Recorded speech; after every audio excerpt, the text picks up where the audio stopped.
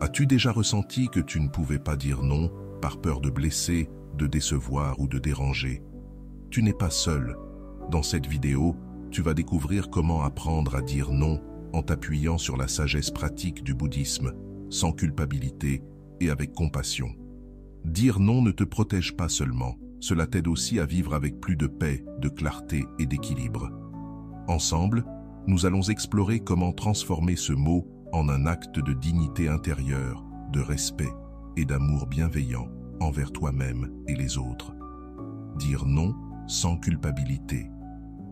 Dire non n'est pas un acte d'égoïsme, c'est un acte de respect et de soin envers toi-même.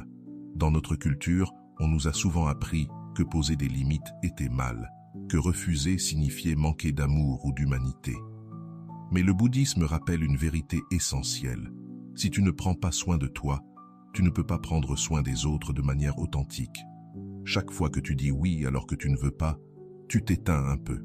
Tu accumules frustration, fatigue et ressentiment. Et tôt ou tard, cela finit par se voir.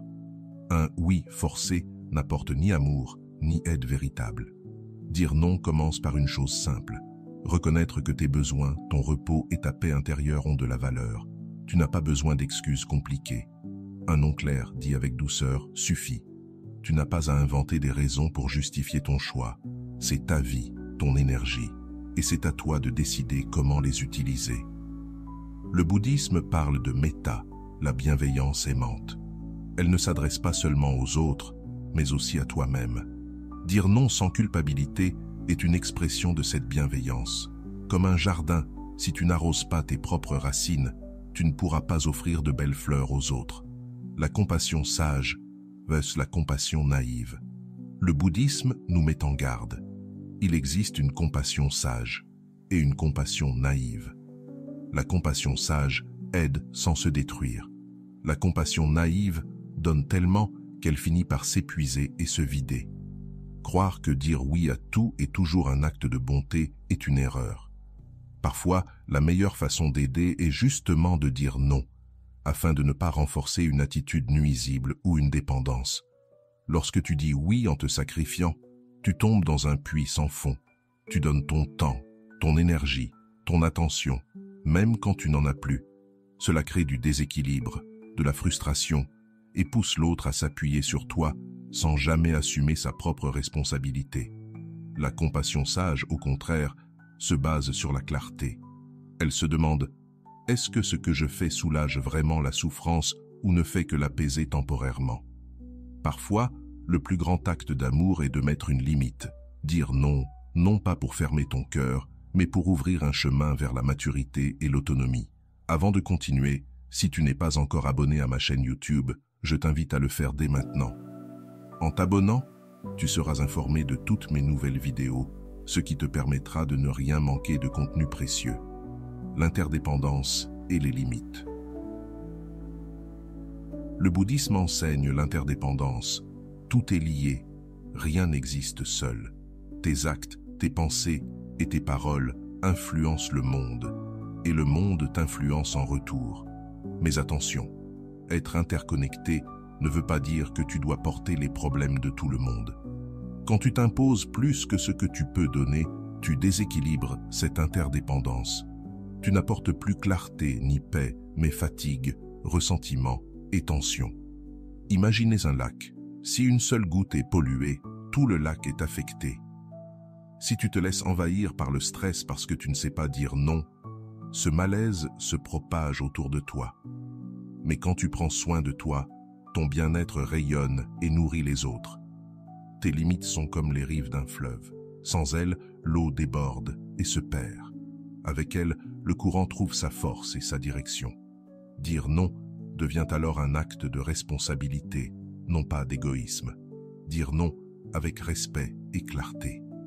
Beaucoup de gens pensent que dire non doit être un affrontement, une bataille, une justification interminable. Mais en réalité, un non dit avec respect et clarté a plus de poids qu'un non rempli de colère ou d'excuses. Le respect commence par toi. Si tu sacrifies ton bien-être pour ne pas fâcher l'autre, tu crées un déséquilibre. Le vrai respect est mutuel. Tes besoins valent autant que ceux de l'autre Ni plus, ni moins, un non n'a pas besoin d'être brutal. Il peut être simple et bienveillant. Dire « en ce moment je ne peux pas » ou « j'ai besoin de temps pour moi » transmet ton message sans agresser. Pas besoin d'inventer 1000 raisons. La clarté est la plus grande force. Mais cette clarté exige de la cohérence. Si tu dis non aujourd'hui et que tu cèdes demain, ton message perd de sa puissance. Tes limites deviennent crédibles uniquement quand elles sont stables et respectées. En apprenant à dire non sans culpabilité, tu ne rejettes pas les autres. Tu construis des relations plus saines, plus vraies et plus équilibrées. C'est une voie de paix intérieure, de respect et de sagesse. Les limites se renforcent lorsqu'elles sont cohérentes. Cela ne signifie pas être rigide en tout moment, mais avoir conscience de pourquoi tu dis non et rester ferme lorsque la situation l'exige. Une autre clé est de séparer la personne de la demande.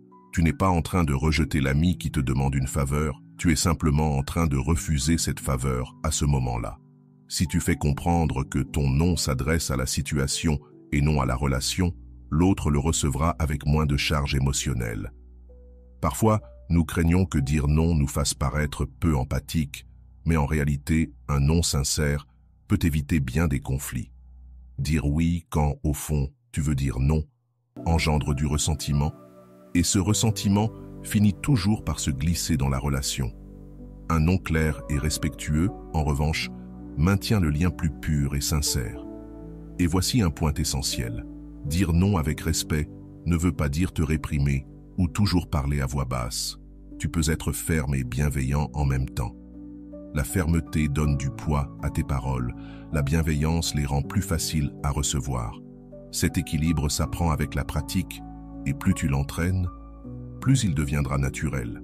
Avec le temps, tu découvriras que la clarté et le respect ne protègent pas seulement ton énergie, mais enseignent aussi aux autres à te traiter de manière saine. En plus, tu leur donnes l'exemple afin qu'ils apprennent à protéger leurs propres limites. Car un non, lorsqu'il naît du respect, n'éloigne pas. Il met de l'ordre, il clarifie et il renforce. Se protéger sans culpabilité, la responsabilité comme base éthique. Dans de nombreuses cultures et dans l'éducation que nous avons reçue, on nous a appris que les autres d'abord est une vertu. Bien sûr, aider est précieux. Mais lorsque tu te places toujours en dernier, ce que tu pratiques n'est pas de l'altruisme, c'est de l'abandon de soi. Le bouddhisme nous rappelle que prendre soin de soi n'est pas un caprice, mais une responsabilité éthique. Pensez-y, si tu ne vas pas bien, ta capacité à aider les autres diminue.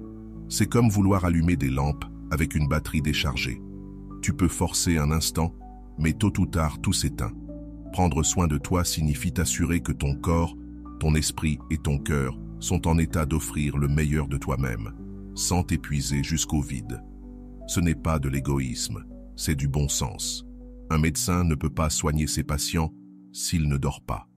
Un enseignant ne peut pas transmettre avec patience s'il est épuisé. Toi non plus, tu ne peux pas soutenir les autres si tu es à bout. Cela ne relève pas de priorité personnelle ou sociale. C'est comprendre que ton bien-être fait partie du bien-être général. Lorsque tu poses des limites pour protéger ton énergie, tu protèges aussi la qualité de ce que tu donnes. Dire non à une demande qui t'épuise ne signifie pas que tu ne veux pas aider. Cela signifie que tu veilles à ce que ton aide future soit authentique et durable. Voilà pourquoi le bouddhisme insiste.